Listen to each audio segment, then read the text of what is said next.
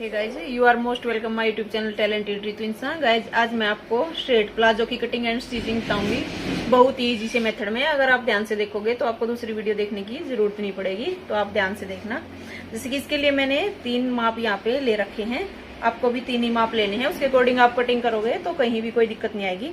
तो ये देखिएगा, जैसे कि एक मैंने लिया है लेंथ है इसकी 35 इंच, और एक है हिप 36 है, यानी कि 9 इंच, और यानी कि इसका जो फोर्थ है वो 9, और एक है फिर बेल्ट जहाँ से कमर यानी कि हम बांधते हैं वहां पे, ये है 32, इसका हो गया फोर्थ हिस्सा 8।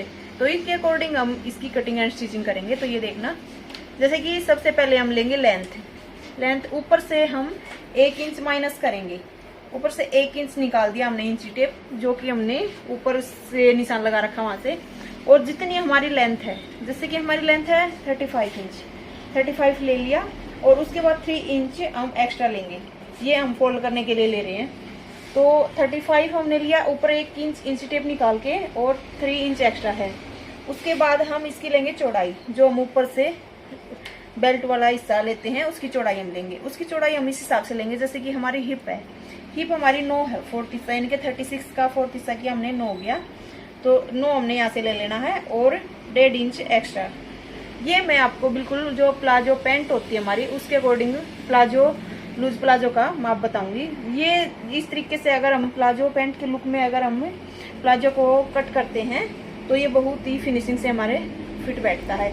जो हमारा ये हिस्सा ऊपर की तरफ जाता है, इसमें ये भी दिक्कत नहीं आती। तो जैसे कि हमने 1.5 इंच एक्स्ट्रा यहाँ से लिया है, 10.5 इंच हो गया हिप का चौथा हिस्सा करके, और 1.5 इंच एक्स्ट्रा। उसके बाद जो हम आसन लेंगे वो हम बेल्ट के हिसाब से लेंगे। बेल्ट हमारी है 32, तो 32 का फोर्थ हो गया 8, और 8 को हम जैसे कि वही बेल्ट का 1 इंच ऊपर निकाल देंगे। ये हम बेल्ट के लिए निकाल रहे हैं, 1 इंच हमने ऊपर निकाल दिया, और फिर हम लगाएंगे 8 पर निशान, यानी कि 8 यहाँ पे हो गया।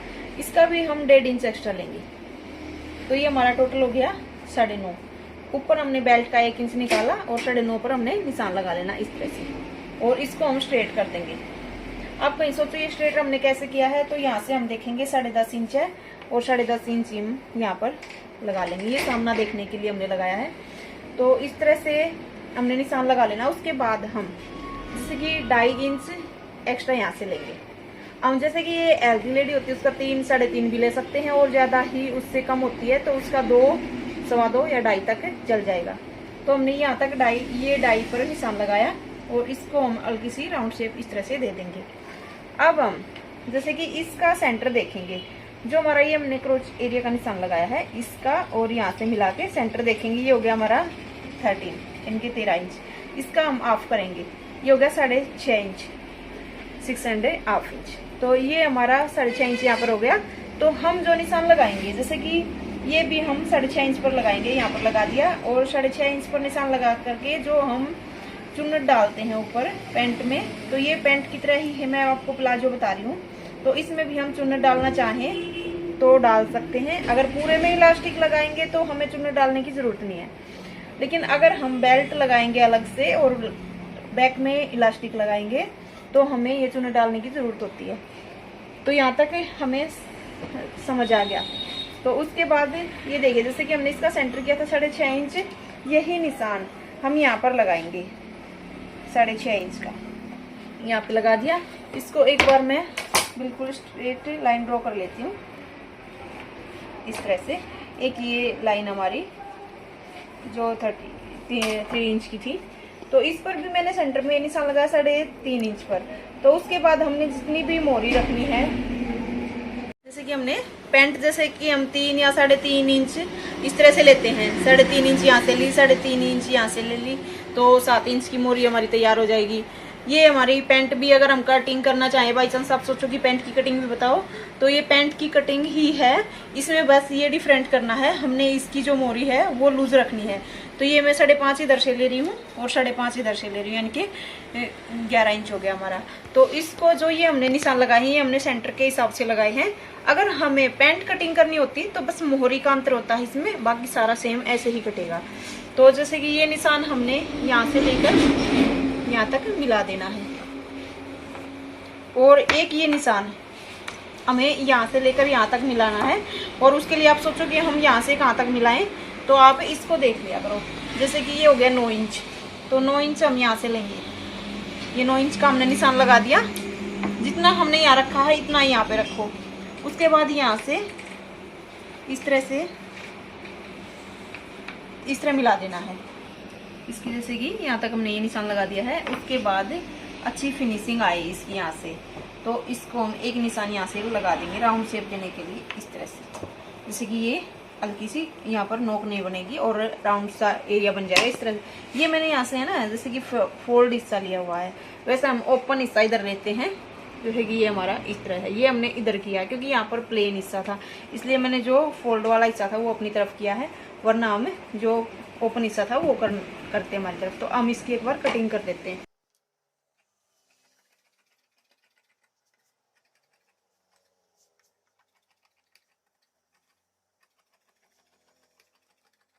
ये हमने जो फ्रंट हिस्सा है उसको कट कर लिया है। अब हम इसकी बैक की कटिंग करेंगे। ये हमने बैक कटिंग करेंगे इस पर। तो ये हमने फैब्रिक बिछा लिया है और इसके ऊपर हम जैसे कि हमने जो फ्रंट कट किया था उसको रखेंगे इस तरह से। ये हम ऊपर से 2-2.5 इंच निकाल कर फैब्रिक को और फिर नीचे रखेंगे। जैसे कि इस तरह से हमने सेट कर लेना है एक बार। जैसे कि हमने ये निशान जब नीचे की तरफ मिलाएं तो हमने फ्रंट में 6.5 इंच पर निशान लगाया था, तो हम बैक के लिए भी 6.5 इंच पर ये निशान लगाएंगे और इस निशान को इसके साथ मिला देंगे ताकि हमारा बिल्कुल सेम कटे, जो सेंटर है वो एकदम से सही जगह पे आए। तो हमें ये चीज़ ज़रूर ध्यान रखनी है, ये मेरे ध्यान रखो। और उसके बाद फिर जैसे कि हम बैक हिस्सा कट करेंगे तो उसमें भी हमने 2.5 इंच एक्स्ट्रा लेना है। इस लाइन से जो हमने पहले डाई लिया था उससे एक्स्ट्रा हम 2.5 इंच लेंगे। इस तरह से हमने निशान लगा देना है। उसके बाद जैसे कि हम यहाँ से कम करना चाहें तो कम भी हो सकता है, लेकिन मैं 2.5 इंच यहाँ से ले रही हूँ।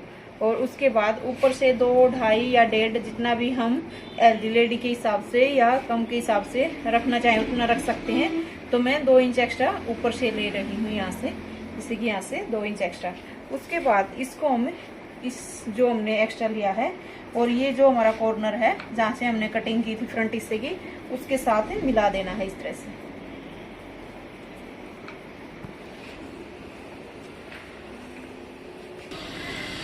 यहाँ से निशान मिला देने के बाद इसकी भी हल्की सी राउंड शेप दे देनी है फिर से।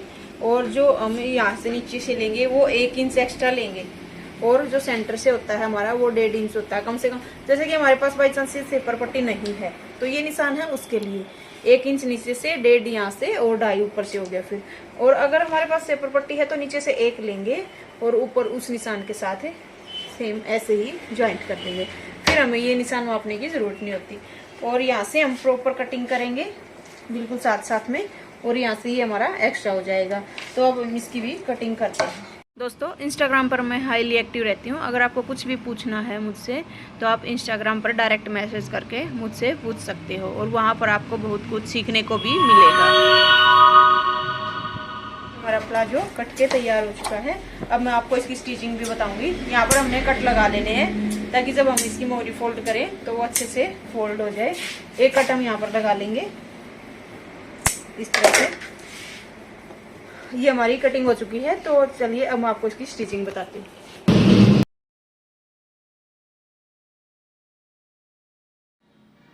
तो सबसे पहले हम इसके दोनों आसन जोड़ लेंगे, जैसे कि फ्रंट हिस्सा है जो उसका उसके साथ और बैक का बैक के साथ।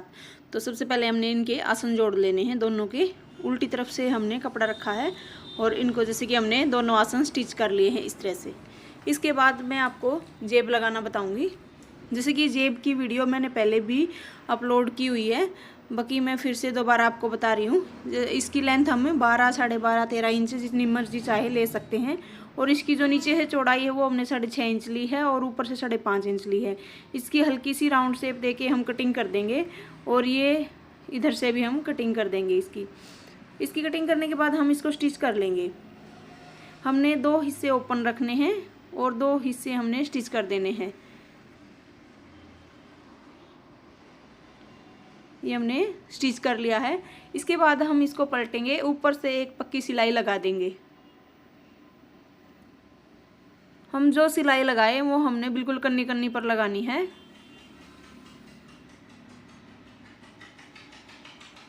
हमने जो लंबा हिस्सा कट किया था उस पर हमने सिलाई लगाई है और जो आगे से फ्रंट में छोटा था वो हमने ओपन रखा है। तो ये हमने सिलाई लगा ली है। अब हम फ्रंट हिस्सा लेंगे और फ्रंट हिस्से के राइट हैंड की तरफ, यानी कि सीधी तरफ, जो सीधा हिस्सा है वो राइट हैंड की तरफ हमने जेब को इस तरह से रखा और ऊपर का एक हिस्सा उठाएंगे, यानी कि सीधा हमने रख लिया है और इसका ऊपर वाला हिस्सा हम लेंगे और इस तरह से रखेंगे। ऊपर से हमने 2.5 इंच पर निशान लगा लेना है। 2.5 इंच के नीचे हमने 6 इंच, 5.5 इंच, जितना हम मर्जी चाहें निशान लगा सकते हैं। मैंने 5.5 इंच पर निशान लगाया है।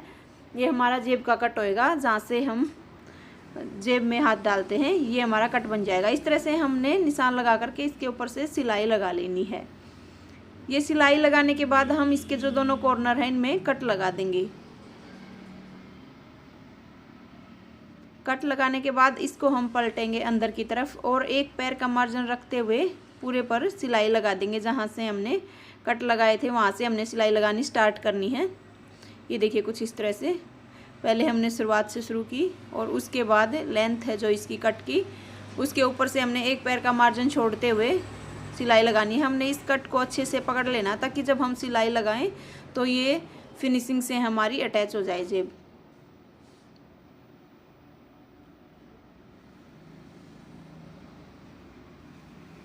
ये हमने सिलाई कंप्लीट कर ली है।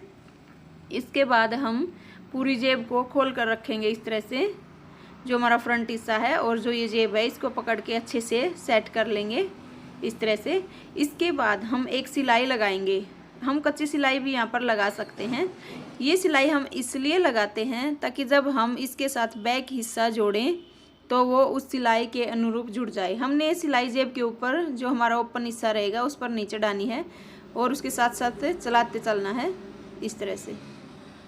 हम ऊपर से भी वो सिलाई लगा देंगे ताकि हमारी जेब इसके साथ अटैच हो जाए। अब इसके बाद हम अपना बैक हिस्सा लेंगे और वो भी जोड़ देंगे। जैसे कि हमारा कट ओपन रह गया है और इसके बाद हम इसका बैक हिस्सा लेंगे और उसको भी इसके साथ ही जोड़ देंगे। अब हम इसको जब जोड़ेंगे तो ये सिलाई जो हमने लगाई है ये हमने बैक के पीछे की तरफ से दिखाई दे जाएगी, इसलिए हम ये सिलाई लगाते हैं। और हमारी जो सिलाई है वो जेब वाला जो कट है उसके ऊपर नहीं चलेगी, तो हमने ये सिलाई लगा देनी है। हमने ऊपर 1 इंच ओपन रखा है ताकि जब हम बेल्ट और इलास्टिक लगाएं तो हमें बाद में खोलना ना पड़े, उसके लिए हमने पहले ओपन रख लिया। तो हमने ये सीधी सिलाई लगा लेनी है नीचे तक। हम पूरे पर सिलाई लगा देंगे।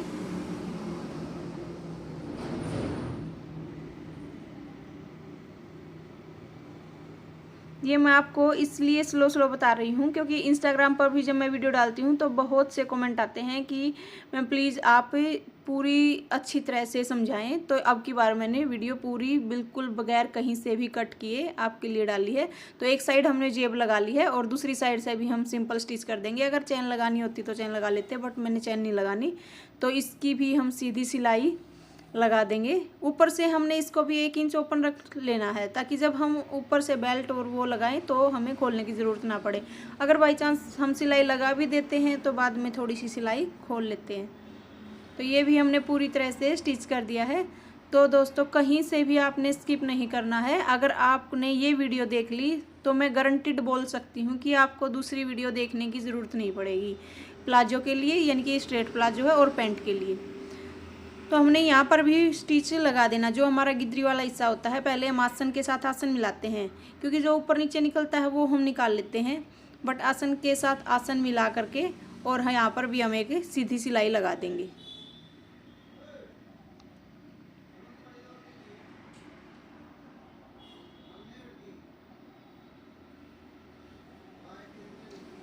अगर हम चाहें तो इस पर डबल सिलाई लगा सकते हैं।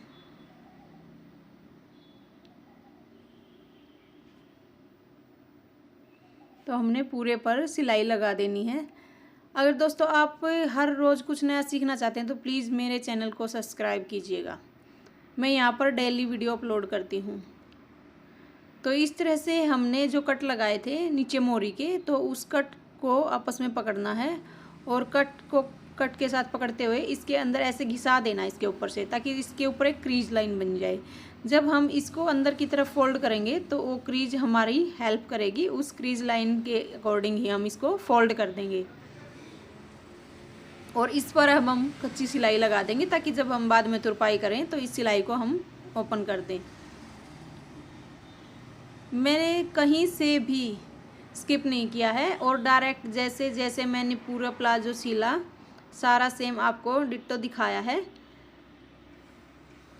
अगर आप ध्यान से इसको देखोगे तो आप मतलब कहीं भी आपको और वीडियो देखने की ज़रूरत महसूस नहीं होगी। तो हमने एक कच्ची सिलाई लगा ली है, इसके बाद हम तुरपाई कर लेंगे इस पर, और तुरपाई करने के बाद इस कच्ची सिलाई को हम खोल देंगे। और ये हमने अब बेल्ट ली है। बेल्ट ये लगभग हमने 4.5 इंच चौड़ी ली है। हम इसको 4 या 4.5 इंच चौड़ी ले सकते हैं। तो इसकी जो हमने ये लंबाई ली है ये लगभग जितनी इसका राउंड एरिया है उससे 1 इंच एक्स्ट्रा ली है।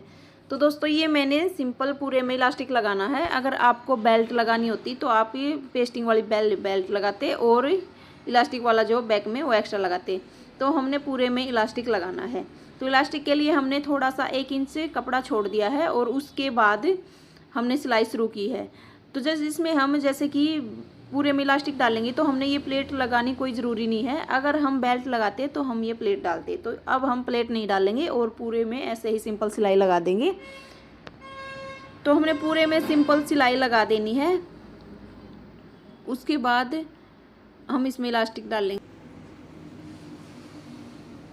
अब जैसे कि ये जब हम सिलाई लगाएंगे तो हमारा जो एंड वाला कॉर्नर है जैसे कि ये, इसको हम आपस में ज्वाइंट कर देंगे दोनों हिस्से को। और दोनों हिस्सों को ज्वाइंट करने के बाद हम इस पे पूरे पर सिलाई लगा देंगे कुछ इस तरह से। अब हम इस पर एक कच्ची सिलाई या पक्की सिलाई लगा लेंगे इसके ऊपर से, ताकि ये जम जाए अच्छे से। और जब हम इसको फोल्ड करें तो बहुत ही फिनिशिंग से ये इलास्टिक हमारा लग कर आए। तो हमने पूरे पर ये सिलाई लगा दी है। अब हम इसको फोल्ड करेंगे। हम सीधी तरफ इसको फोल्ड करेंगे। हम इसको इतना फोल्ड करेंगे जितना जिसकी चौड़ाई हमारे इलास्टिक की है। हमारे इलास्टिक की चौड़ाई से सूत भर हम एक्स्ट्रा इसको फोल्ड कर लेंगे। पहले हम इस राउंड को पूरा कर लेंगे सिलाई लगा करके, उसके बाद हम इसमें इलास्टिक डालेंगे।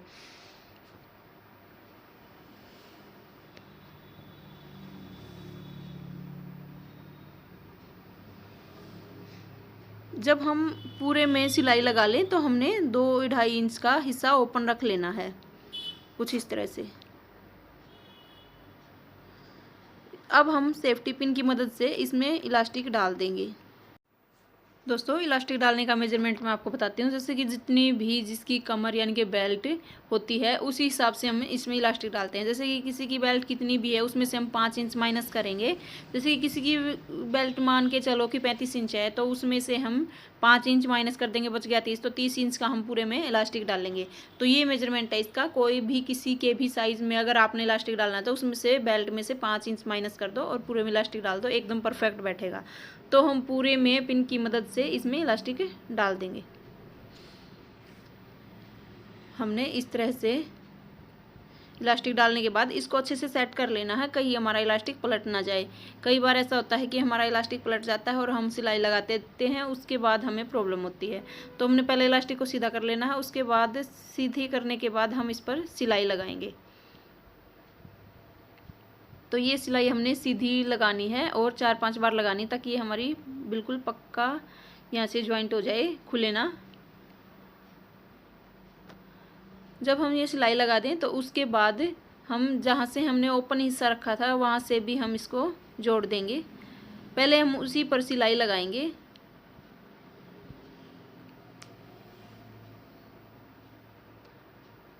तो हमने इस पर भी एक छोटी सी सिलाई लगा देनी है।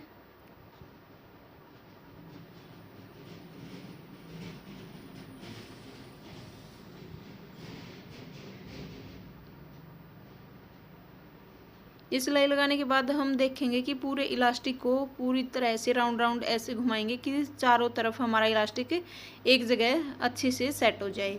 हम एक बार उस तरफ से और एक बार उस तरफ से, दोनों तरफ से पकड़ के इसको अच्छे से घुमा लेंगे और पूरे में डाल देंगे। हम अब उल्टी हिस्सा करके यानी कि उल्टी तरफ से सिलाई लगाना स्टार्ट करेंगे और इलास्टिक को पीछे की तरफ खींचते चलेंगे। इस तरह से जब हम सिलाई लगाते हैं तो हमारा इलास्टिक परफेक्ट तरीके से डलता है, कहीं भी कम ज़्यादा नहीं रहता। और ये पैंट हम जैसे कि हमने ये स्ट्रेट प्लाजो बनाया है तो ये जो बहुत ट्रेंड में है। अगर आप पैंट भी सिलना चाहो तो बिल्कुल सेम यही मेजरमेंट होगा, सेम बिल्कुल। बस हमने पैंट की जो मोहरी होती है वो थोड़ी सी कम कर देनी है, बाकी पैंट और प्लाजो में इसमें कोई अंतर नहीं है। प्लाजो हम कई तरह से काटते हैं, ये हमने पैंट वाले लुक में कट किया है। तो अगर आप वैसे भी कट करना चाहो तो उसकी भी वीडियो मैं आपके लिए अपलोड कर दूंगी। तो दोस्तों, आपको मेरी वीडियो कैसी लगती हैं तो प्लीज़ कमेंट में ज़रूर बताइएगा और लाइक एंड शेयर कीजिएगा। Thank you.